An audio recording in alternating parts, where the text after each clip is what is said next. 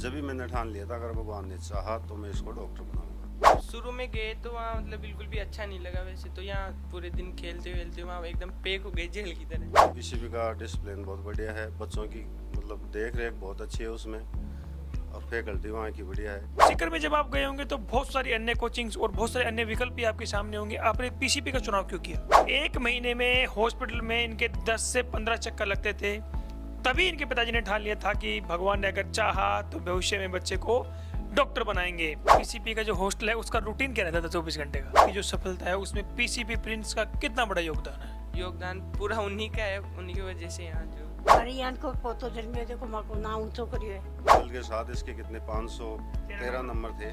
उसके बाद मतलब इसकी काबिलियत के हिसाब से उन्होंने हॉस्टल प्लस कोचिंग सब फ्री कर दिया था। 100% फ्री।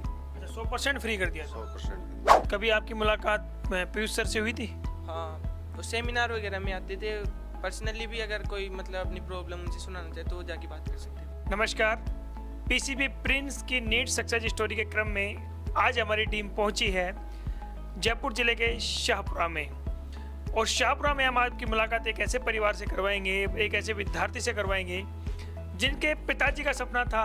इनके पिताजी का सपना था कि बचपन में बहुत बीमार रहते थे और सोचा कि इनका कहना है कि एक महीने में हॉस्पिटल में इनके 10 से 15 चक्कर लगते थे, तभी इनके पिताजी ने ठान लिया था कि भगवान ने अगर चाहा तो भविष्य में बच्चे को डॉक्टर बनाएंगे। और वो डॉक्टर बनने का सपना लेकर के कक्षा 10वीं के बारे में इन्होंने हर विद्यार्थी ये गए, रुपेंद्र गए पीसीपी प्रिंस सीकर में, और वहाँ से 12th के बाद में टारगेट बैच में इन्होंने अपना डॉक्टर बनने का सपना है वो साकार किया। आज मैं आपको इनकी जर्नी के दौरान कैसी इनकी तैयारी रही, कैसे इनको मोटिवेशन मिला और भी बहुत सारे के सवालों का जवाब इसी वीडियो में मिलने वाले हैं। तो सबसे पहले आपको रुपेंद्र बहुत बहुत बधाई हो। Thank you sir. रुपेंद्र, आपके पिताजी ने मुझे बताया कि बचपन में आप बहुत बीमार रहते थे, इसलिए इन्होंने सोच लिया था कि मेरे बेटे को डॉक्टर बनाऊंगा। क्या कहना चाहोगे? और सबसे पहले आपके बधाई के बाद में आपके पहले रिएक्शन क्या था?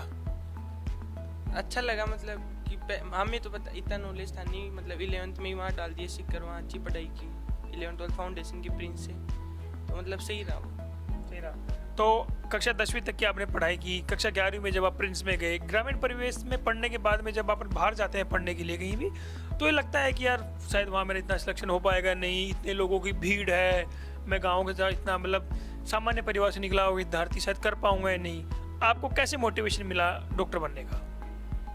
मतलब शुरू में गए तो वहाँ मतलब बिल्कुल भी अच्छा नहीं लगा। वैसे तो यहाँ पूरे दिन खेलते खेलते वहाँ एकदम पैक हो गए जेल की तरह। ना कोई फ़ोन था ना था, मतलब बुरा लगा था। लेकिन फिर बाद में वही था कि अब आगे हैं तो कुछ करना है, फिर यही मोटिवेशन था। बिल्कुल। मेरे साथ इनके पिताजी हैं, मैं इनसे बात करता हूँ। सर, आज आपके बेटे ने आपका जो सपना था, आप मुझे कहानी जो बता रहे थे ऑफ कैमरा, वो मुझे आप कैमरे पर बताएं, क्योंकि ये ऐसी कहानी बहुत सारे विद्यार्थियों को मोटिवेट करेगी।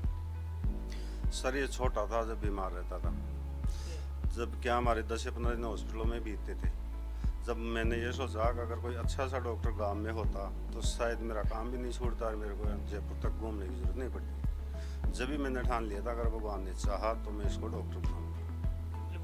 तो ये आपके गांव का कौन सा डॉक्टर है? हमारे समाज का तो फर्स्ट ही है, सब राजपूत समाज का फर्स्ट डॉक्टर है। अच्छा, आपके समाज का पहला डॉक्टर है।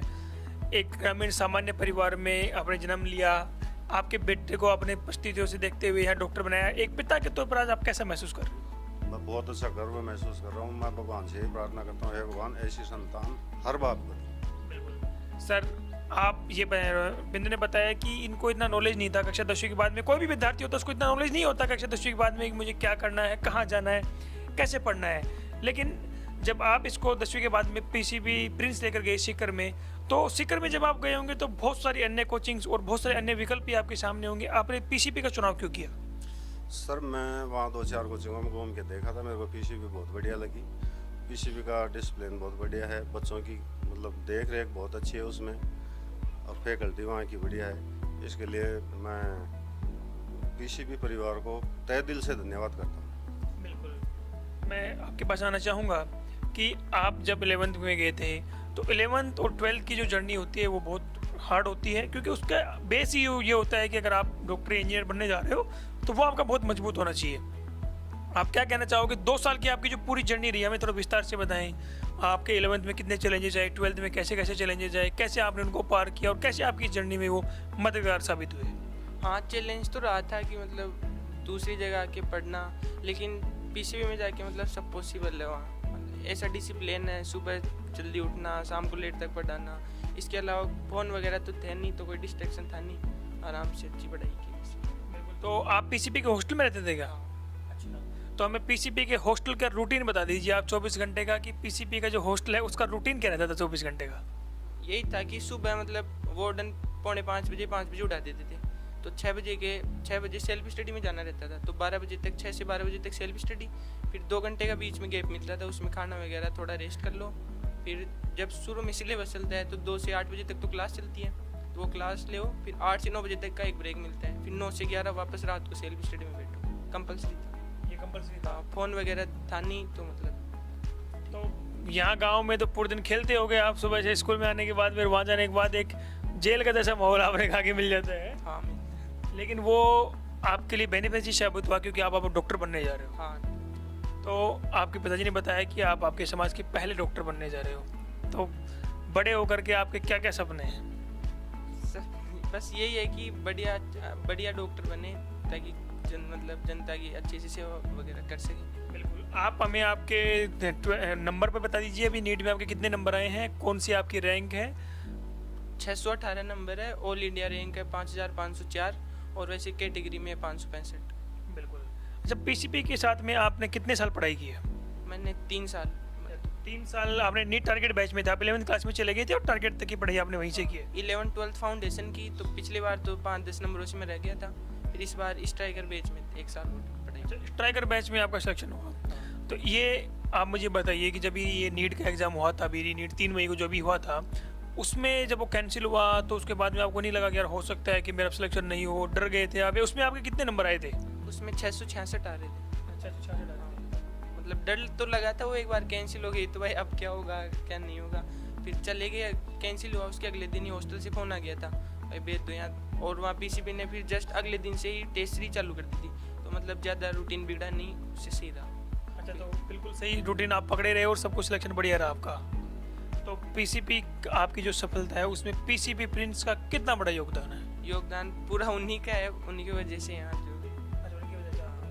अच्छा, अगर कोई भी आपकी तरह छोटा भाई बहन हो जो इस वीडियो को देख रहा है, फिर गांव का और कोई भाई बहन हो और वो भी आपकी तरह डॉक्टर बनना चाहता है, तो उसको आप क्या सुझाव देना चाहोगे?